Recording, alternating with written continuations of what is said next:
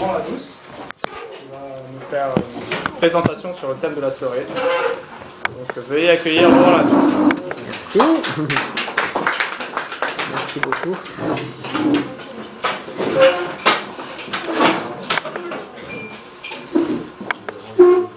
Alors, je vous remercie de venir commencer ce nouveau mois avec nous ce soir. Et on commence les semaines de la reconnaissance. C'est un mot qui en français veut dire beaucoup de choses. Pas simplement d'ailleurs la gratitude, mais le premier sens de mot de reconnaissance, c'est reconnaître. Et en fait, ça veut dire que l'on compare une certaine réalité à une image que l'on a.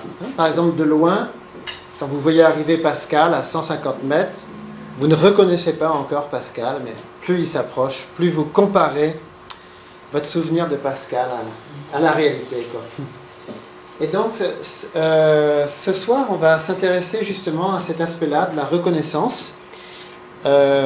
Finalement, dans quoi l'être humain souhaite se reconnaître. Et il y a tellement de façons de vivre, mais par exemple, nous tous, nous sommes attirés par certains modèles, on essaye de leur ressembler, on se reconnaît parfois dans ces modèles, ou alors on a de l'aversion, ça dépend. Et on va se poser la question ce soir, qui sera débattue d'ailleurs à la table 3, est-ce qu'il y a un court type d'existence, une vie modèle, une vraie vie dans laquelle tous les êtres humains puissent se reconnaître, parce que Dieu déjà s'y reconnaît. Un des sens très forts de reconnaissance, c'est légitimation, filiation. Par exemple, est-ce qu'un père reconnaît son fils? Et donc, tout au long de l'histoire, il s'est agi de savoir si les grands hommes, qui sont acclamés par la foule, étaient légitimes aux yeux de Dieu ou pas. C'est une question qui s'est posée. Donc la vraie reconnaissance que l'on cherche, c'est finalement ce que la plupart des religions appellent bénédiction. C'est bien plus que la réussite, c'est que l'être humain incarne l'image divine. Et l'être humain, ne sachant pas exactement ce que Dieu attend, est attiré parfois par de fausses images. C'est un thème sur lequel on va beaucoup insister ce soir. C'est que quand on n'a pas de vision claire en quoi se reconnaître, eh bien on peut se reconnaître dans des images partielles, qui ne sont pas forcément mauvaises d'ailleurs, mais qui sont incomplètes. Cela étant dit, je voudrais vous inviter ce soir à réfléchir sur un homme qui aurait 100 ans aujourd'hui. Il est né le 2 mai 1912 à Altona, près de Hambourg. Il est considéré comme l'un des plus grands Allemands du XXe siècle, comme un très grand Européen, mais c'est aussi un personnage, si vous lisez des choses sur lui, qui a été plus que haï. Il a été vraiment diabolisé dans son pays. Et le plus grand paradoxe, c'est que cet homme qui a été traité de nazi en Allemagne est sans doute l'Allemand le plus aimé en Israël. C'est un comble en fait. Tellement il a œuvré d'une façon extraordinaire pour que l'Allemagne reconnaisse ses fautes et se réconcilie avec le peuple juif. Cela dit, c'est un homme d'une stature peu commune. C'est un mania des médias, en fait. Il est à la tête du plus grand empire de presse européen. Enfin, il est mort maintenant, mais Axel Springer a fondé donc un très grand groupe de médias. Et c'est un homme qui a fait peur par la puissance qu'il détenait. Et en fait, c'est un homme qui a voulu être père, mais qui a été un très mauvais père. Ici, on le voit avec son fils, prénommé Axel aussi, qui s'est suicidé en 1980. C'est l'un des plus grands échecs de Axel Springer, qui est d'ailleurs mort 5 ans plus tard. Et là, on voit sa veuve avec un chapeau noir le jour des funérailles de ce grand homme. Il avait toujours voulu voir la réunification de l'Allemagne. Il est mort 4 ans avant que ça se passe. On dit qu'à l'époque, il était le seul Allemand à y croire encore. Tous les gens qui avaient voulu l'unification de l'Allemagne avaient abandonné. Mais lui, il y croyait encore sur son lit de mort. Finalement, 4 ans plus tard, ça s'est fait. Alors ce soir, il aurait 100 ans, et on va réfléchir sur la vie de cet homme, ses points très sombres et les aspects lumineux qui étaient en lui, et le problème de la reconnaissance. Alors en fait, extérieurement, on situe Springer en général du côté des médias. C'est une réussite extraordinaire, même trop grande. Même aujourd'hui, son groupe de presse fait peur. Il contrôle tellement de journaux en Allemagne et même en France. Il y a beaucoup de médias en France qui sont liés. Même, par exemple, le site internet seloger.com, ça dépend de Springer. Et il est à la tête d'un tas de magazines. Alors, une fois qu'il a été à la tête des médias, il s'est donné un rôle politique en Allemagne et financier. Et lui-même, qui était très respectueux de la démocratie, il incarnait un pouvoir presque royal. Il était vu comme un prince moderne en Allemagne. Il vivait dans des demeures somptueuses. Il était très généreux, mais il aimait le luxe. Et aux yeux des Allemands, il incarnait une légitimité non démocratique, une sorte de dynastie qui faisait rêver, quoi. Et il a joué un rôle immense dans l'unification de son pays. Mais ce qui est clair, surtout sa destinée, c'est que Springer, de plus en plus, s'est senti appelé à autre chose. Et peu de gens le savent, mais c'était un mystique. Et il y avait des périodes entières de sa vie où il priait sans cesse. Et à certains moments, d'ailleurs, il s'est même pris pour le Messie. C'est un personnage vraiment étrange. Et donc c'est un personnage, à mon avis, qu'on ne peut comprendre en profondeur que à la lueur des principes de l'unification, parce que lui-même a bien senti que la politique, les médias, tous ses pouvoirs, la gloire, l'argent, ne suffisaient pas à le combler. Mais il n'a jamais réussi à mettre le doigt sur ce qu'il aurait comblé. Et il a été tenté maintes fois par le désespoir. Il était tellement sombre dans certains moments de sa vie qu'il a failli se suicider. Et c'est un évêque, une fois, qui lui a dit, le désespoir, c'est un péché. Si tu sombres dans le désespoir, tu vas te rebeller contre Dieu. Alors pourquoi était-il si désespéré ? Certainement, la personne qui a le plus plaidé pour cet homme, alors qu'il était tellement haï, c'est sa dernière épouse. Et ça, c'est ce qui fascine aujourd'hui beaucoup d'Allemands, c'est que, de toute évidence, il a eu 5 épouses, c'est la dernière, mais ce qu'elle dit de lui est tellement incroyable. Elle parle de l'amour qu'elle a eu avec lui, d'une façon qui, même aujourd'hui encore, fait rêver. Elle a pris la succession de son mari à sa mort, et aujourd'hui, c'est l'une des femmes les plus riches d'Europe. Et autant lui avait un côté sombre, sa dernière épouse incarne le côté lumineux de Springer. Elle a réalisé calmement tous les rêves qui étaient en lui durant sa vie. Et chaque jour, elle s'installe à son bureau, elle voue un culte à son mari, mais pas un culte nostalgique. Elle poursuit son œuvre, elle est à la tête d'un empire qui a plusieurs dizaines de milliers de personnes, et elle se fait très respecter, alors qu'au départ, elle était simplement la nounou des enfants de Springer. Donc ça fascine aussi les Allemands, comment une femme très simple a pu devenir aussi puissante. Et elle dit qu'en fait, c'est son mari qui l'a éduquée jusqu'au jour de sa mort pour cela. Alors Springer, il est né en 1912, et avant la guerre, en fait, il travaillait un peu dans le même domaine que son père, l'imprimerie. Il a dirigé un petit journal. Et quand la guerre a éclaté, il avait divorcé d'une femme juive. Ça, c'est un autre aspect sur lequel je... Ça va ? Oui. Il manque des choses ? Toute sa vie, il a eu un rapport très clair avec le judaïsme.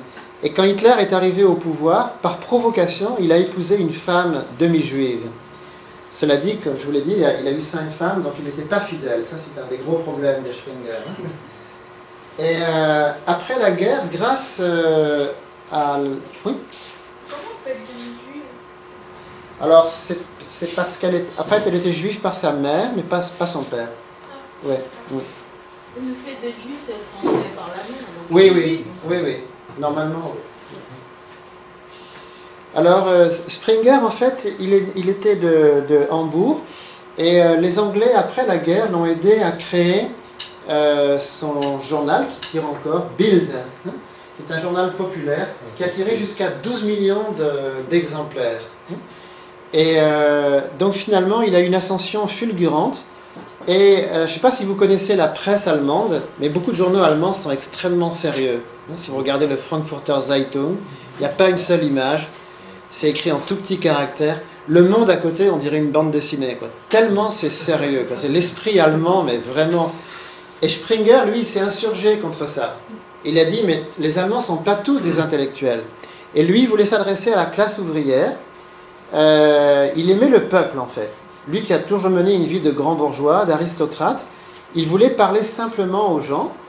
Et on lui a énormément reproché de verser souvent dans le sensationnel, voire dans la presse un peu vulgaire. Mais lui, il se définissait comme un patriote qui aimait le peuple, sans reproche en fait. Et alors, ça, c'est là qu'on voit que ce personnage était quand même très curieux, parce qu'à la fin des années 50, il était déjà à la tête d'un immense empire en Allemagne. Il incarnait la réussite d'après-guerre. C'était un homme tellement brillant. Beaucoup d'Allemands étaient si fiers de lui, quoi. Ça semblait incroyable que dans une époque très sombre, comme après la Deuxième Guerre mondiale, il y ait quelqu'un dont la réussite était aussi éclatante. Et il a épousé donc en troisième noces une certaine Rosemary, qui était championne d'équitation. Cette femme l'adorait, et un jour elle lui a dit « N'est-ce pas que nous sommes les plus heureux ?» Et il lui a dit « Le bonheur parfait n'existe pas. » Et lui qui était comblé, il a trouvé le moyen de tomber dans une dépression terrible. En fait, personne ne savait le mal dont il était atteint. Et à ce moment-là, il est devenu très très mystique. Il s'est mis à prier jour et nuit, il s'était fait une petite chapelle. Et il a dit à Dieu, s'il le faut, je suis prêt à devenir moine. Je laisse tout tomber, quoi. Et le problème, c'est que Springer était un personnage plein de contradictions. C'est l'une des personnes les plus ambivalentes qu'on puisse connaître, parce qu'au même moment, il fréquentait aussi une astrologue. Au moment où il essayait d'établir une relation avec Dieu, il se battait comme un fou pour ça. Il y avait des nuits de combat spirituel. Il fréquentait aussi une astrologue, qui finalement est à l'origine du divorce avec cette femme qu'il aimait tellement. Et son 4e mariage a été un désastre, en fait. Alors, après cette crise mystique, il est devenu très sérieux. Il s'est dit, mon prochain combat, c'est d'aller à Moscou et d'obtenir la réunification de l'Allemagne directement avec Khrouchtchev. Donc, toute sa vie, en fait, il était persuadé d'avoir un pouvoir auquel personne ne résistait. Donc il est allé au Kremlin, l'entretien a duré 4 heures, et au sortir, il a dit « J'ai vu des nazis rouges ». Jusque-là, il pensait que les communistes étaient des gens respectables, mais il s'est dit, en fait, ces gens-là sont pires que les nazis. Et après cette rencontre, il a perdu tout espoir de négocier pacifiquement la réunification de l'Allemagne. Il était assez naïf, en fait, il pensait que Khrouchtchev était un brave homme, et qu'après la déstalinisation, l'URSS avait changé, et qu'entre gens bien élevés, on allait s'arranger, en fait. Il avait tout un plan très précis. Et du jour où il est sorti du Kremlin, il s'est lancé dans une guerre impitoyable contre le communisme. Et il a décidé que toute sa vie, il allait combattre l'idéologie communiste, et il arracherait la réunification de l'Allemagne par la confrontation, en fait, par l'épreuve de force. Donc c'était un homme extrêmement ambitieux. Il a déménagé son siège de Hambourg à Berlin. Il allait planter son building juste devant le mur. Et il voulait que tous les employés voient la ville de Berlin-Est. Il leur disait, votre mission, c'est de détruire ce mur, à travers le journal, à travers la presse, quoi. Donc en fait, énormément d'Allemands étaient impressionnés par son culot, par la vision très audacieuse qu'il avait. Là, on le voit en train de montrer à Willy Brandt, le futur chancelier allemand, la maquette de son journal. il faut dire que l'Allemagne est un pays où ce genre de personnes est assez fréquent. Il n'y a pas beaucoup de profils comme ça en France. Il a un côté presque américain. Je ne sais pas si vous connaissez le film Citizen Kane de Orson Welles. C'est exactement ce genre de personnage, quoi. Et en fait, il pensait que rien ne pouvait lui résister. Pourtant, ce n'était pas un homme sombre. Il était très tourmenté, mais en réalité, il n'a jamais fait de mauvais coups ou quoi que ce soit. Il a été assez brutal en affaires, mais il n'est pas connu pour être quelqu'un de fourbe, de machiavélique. C'était plutôt quelqu'un qui avait des grands coups de gueule, mais les gens disaient de lui qu'il était franchement très très sympa, quoi.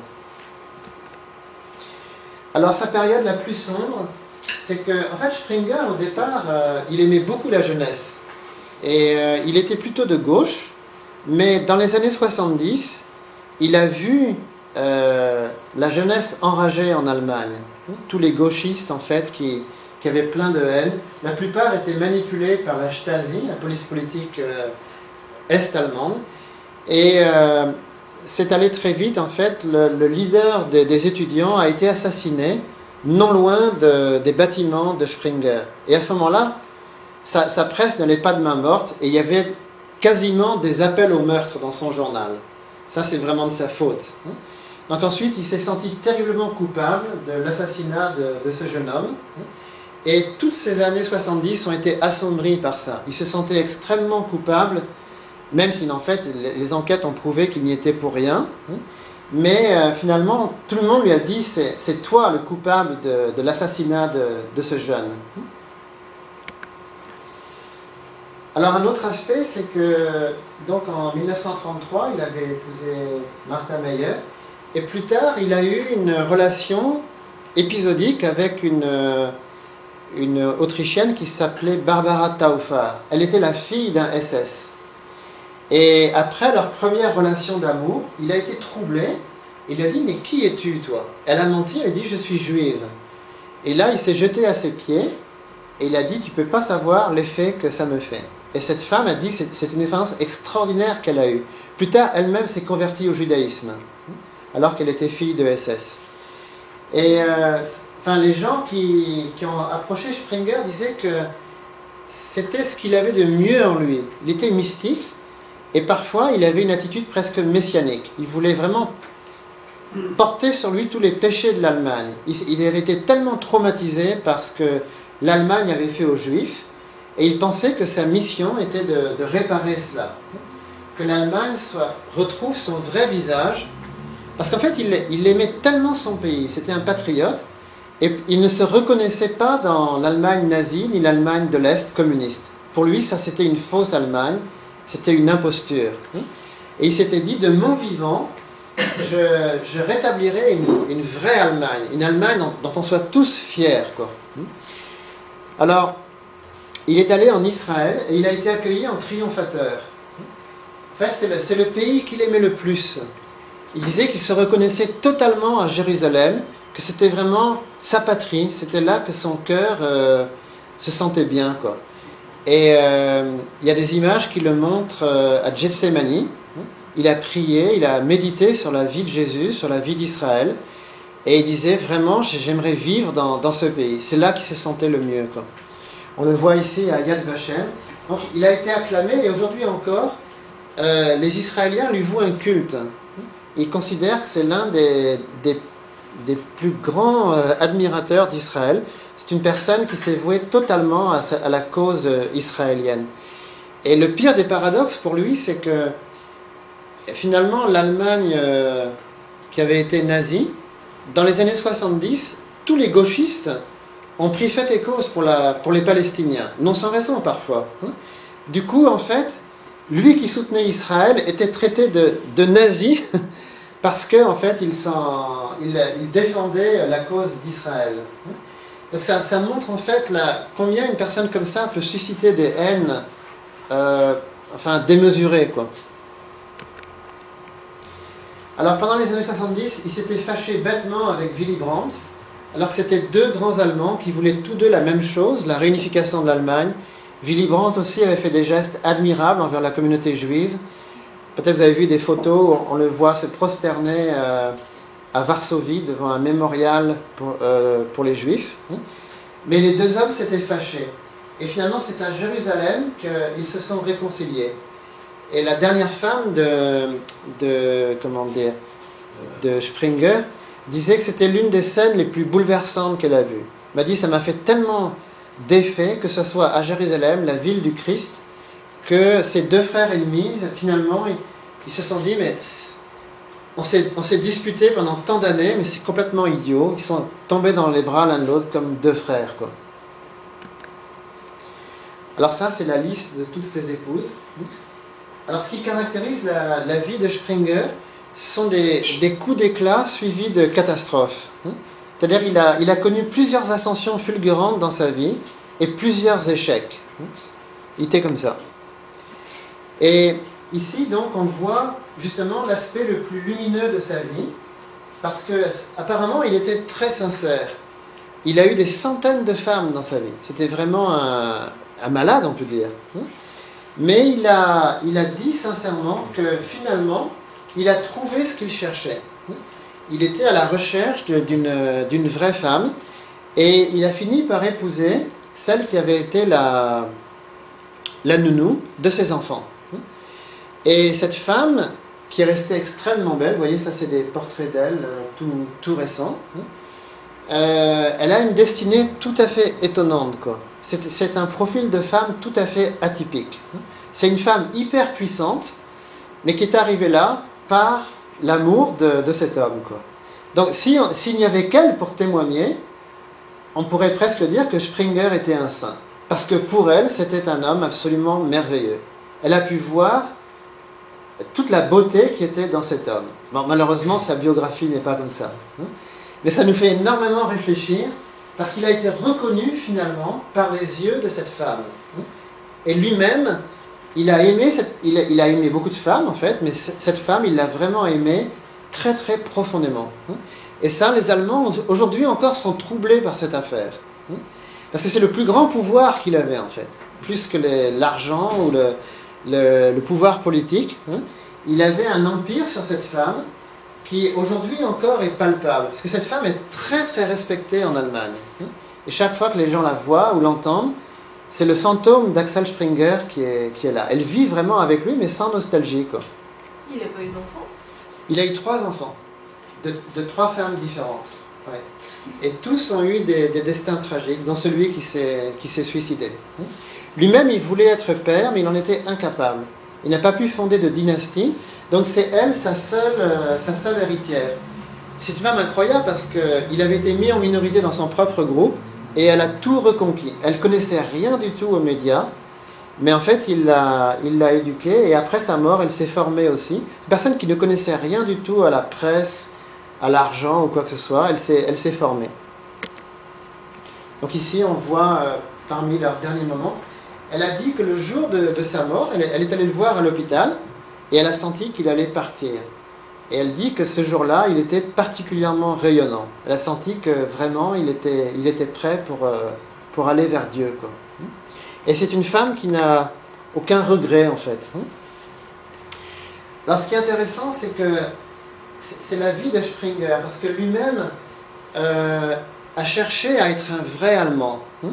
Il aimait tellement son pays, il était très très fier d'être allemand. Et c'est là le thème de la reconnaissance. Il était tellement conscient du mal que l'Allemagne avait fait, il en avait tellement honte, mais il se disait l'Allemagne c'est pas ça. Et il rêvait du jour où son pays serait réunifié et où lui-même serait en paix. Il aurait surmonté tous ses démons, il serait devenu en paix avec lui-même, et il aurait vu la réunification. Et en fait c'est un personnage aussi typiquement allemand, parce que aux États-Unis, ce genre de personnage n'aurait jamais eu d'état d'âme. La culture américaine, c'est une culture où le succès, il n'y a pas d'ombre au tableau. Les gens qui réussissent, bon, bah, c'est des gens bien, quoi. Et ça, c'est typiquement allemand. En fait, Springer avait peur de la réussite. Chaque fois qu'il réussissait quelque chose, il était pris de panique. Il pensait que ce n'était pas légitime, qu'il y avait quelque chose qui clochait. Donc il a eu toute sa vie un penchant à l'autodestruction, à détruire son œuvre. Un jour même, il a surpris ses proches. Il a dit, tout cet empire que j'ai bâti, ça ne vaut rien. Il a critiqué tous les journalistes de son empire. Et il a dit, mais tout ça, ça ne sert à rien en fait. Alors les gens étaient complètement glacés par ses propos. Et plusieurs fois, en fait, il avait presque honte de ce qu'il avait fait.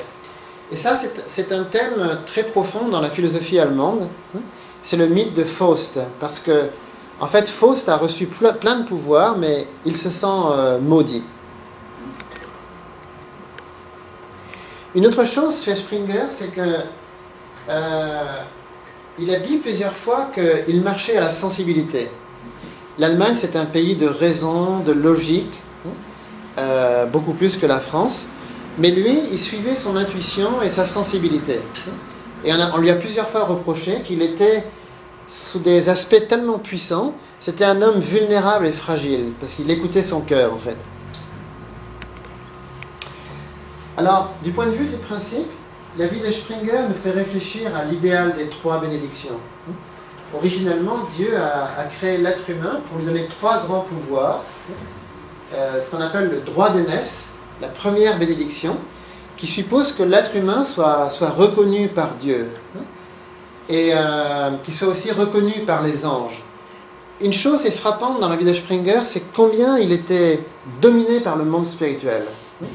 Chaque fois qu'il essayait de se rapprocher de Dieu, eh bien, il rencontrait sur sa route des astrologues ou des forces occultes. Il n'a jamais réussi à se couper de cela. Il venait d'un milieu sans doute chrétien, mais il était aussi attiré par les religions païennes allemandes.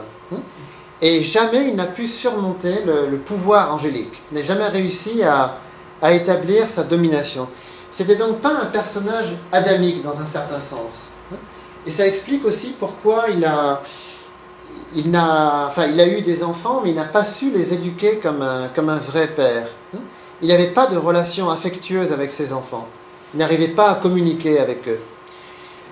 Alors selon le principe, la deuxième bénédiction, c'est de devenir un parent, d'avoir l'amour vrai, la vraie vie et le vrai lignage. Et ça, en fait, Springer en a rêvé. Il voulait établir une dynastie. Il aimait la démocratie, mais il pensait qu'il y a un pouvoir encore plus grand que la démocratie, qui est une sorte de royauté. Il voulait vivre dans des palais somptueux, avec beaucoup de gens qu'il aimait. Il était très généreux, en fait. Il invitait plein de gens dans ses demeures. Et il rêvait d'établir une très très grande famille, d'avoir une dynastie. Mais en fait, il n'en avait pas les moyens affectifs, quoi. Il avait tout l'argent qu'il voulait, tout ça, mais il n'a pas réussi à créer une seule famille. Et finalement, le troisième grand pouvoir que Dieu voulait donner à Adam, c'était d'être roi et seigneur. Et en fait, Springer, il a eu cela. Il a dominé énormément de choses matérielles, il a eu des bâtiments, mais souvent, il a senti que c'était volé, que il ne se reconnaissait pas dans cette œuvre. Alors aussi, sa vie nous fait penser au thème des oliviers sauvages. Parce que toute sa vie, Springer a senti qu'il était quand même plus ou moins un imposteur. D'ailleurs, la presse qui était contre lui le dépeignait comme un véritable diable.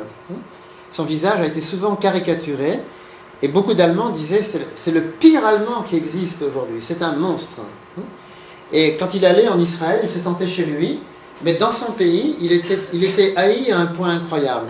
Ses bâtiments étaient souvent plastiqués, des dizaines d'employés ont été blessés par des bombes. Les maisons qu'il avait en Suisse ou dans mer du Nord ont été plastiquées souvent. Aujourd'hui encore, les gens se demandent comment cet homme a pu être haï à ce point.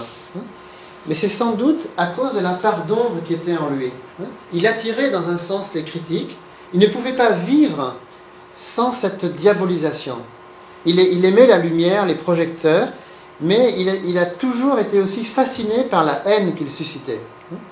Alors selon les principes de l'unification, l'être humain ne peut pas revenir vers Dieu sans se séparer de Satan et du mal.